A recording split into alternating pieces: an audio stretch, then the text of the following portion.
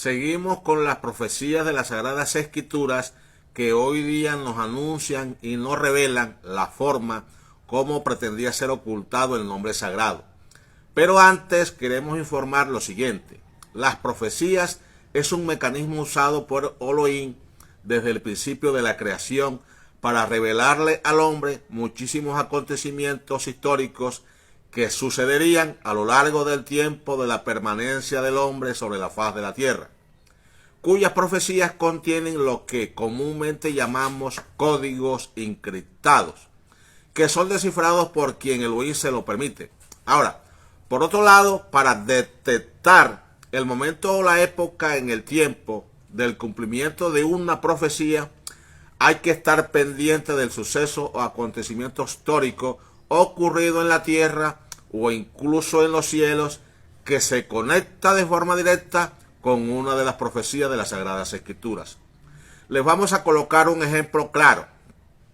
El grupo palestino Hamas le declaró la guerra al pueblo de Israel, suceso histórico que está profetizado en el libro del profeta Sofonías, capítulo 2, a partir del versículo 4, el cual en el texto de la Biblia Nueva Traducción Viviente dice: Gaza y Ascalón serán abandonadas, Asdod y Ecrón derribadas.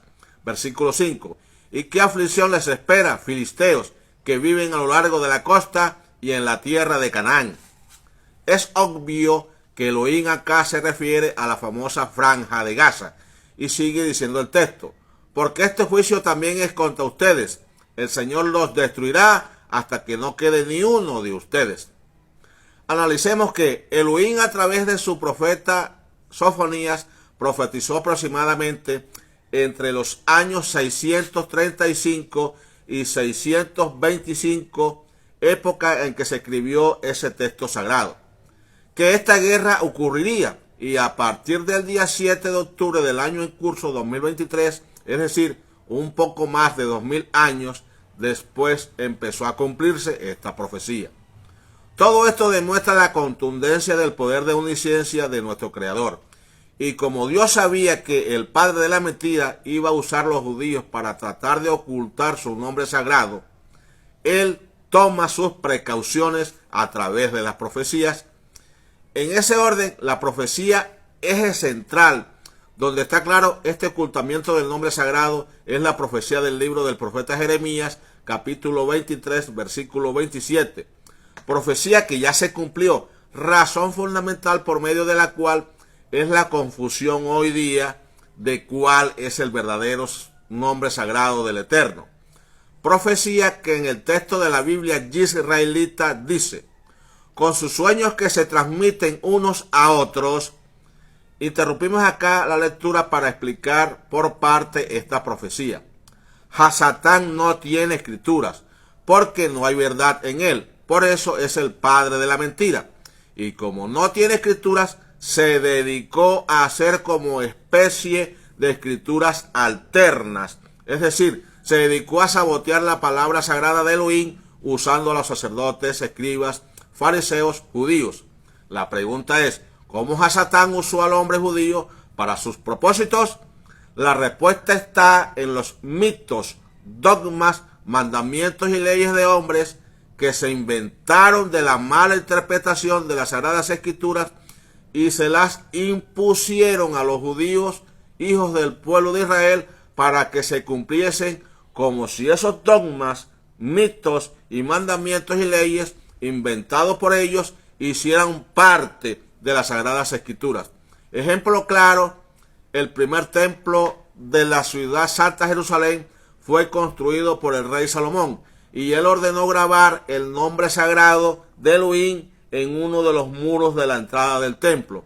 Así que todo el que entraba allí veía el nombre sagrado en 4 letras consonantes hebreas: Yod, Hei, Bat, Hei. Y todos sabían que ahí decía Yahweh. Por lo tanto, todo el pueblo pronunciaba el nombre santo para alabarle, bendecirle y glorificarlo. De eso existen en las Sagradas Escrituras muchísimos textos que así lo confirman. Siglos después, aproximadamente entre los años 589 a 587, antes de la era contemporánea, los babilónicos invadieron Jerusalén y destruyeron el templo sagrado. A partir de ese momento, los hijos del pueblo de Israel perdieron la visibilidad del nombre sagrado. Por razones de las consecuencias del yugo de la invasión, las aflicciones a que fueron sometidos los judíos, los sacerdotes, escribas y fariseos empezaron a sacar conclusiones que todo era responsabilidad de los hijos del pueblo de Israel por desobedecer el segundo mandamiento de la ley de Elohim, el cual se encuentra en el libro del profeta Moisés en el capítulo 20, versículo 7. No usarás el santo nombre de tu Elohim en vano. Es ahí en ese momento donde entran estos señores a agregarle mitos, dogmas y mandamientos de hombres al segundo mandamiento, la ley de Elohim, en reuniones que hacían los sacerdotes, escribas y fariseos para colocarse de acuerdo en buscar la forma de quitarle la potestad a los hijos del pueblo de Israel para que no pronunciaran el nombre santo.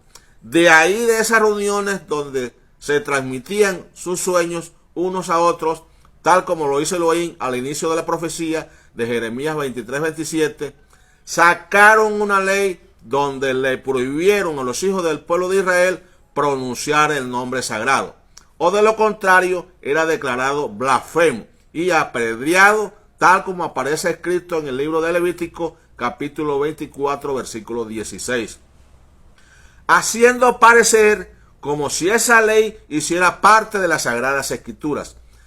El texto sagrado en estudio, Jeremías 23-27, sigue diciendo: esperan hacer que mi pueblo se olvide de mi nombre.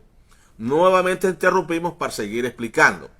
Cuando Elohim dicen esperan hacer, esta frase significa tener la esperanza de conseguir un propósito, pero ese propósito resulta fallido.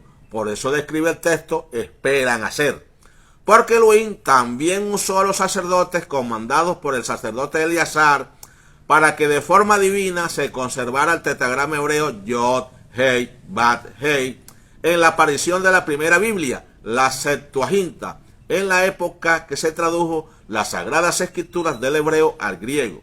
Asimismo, del griego al idioma latín.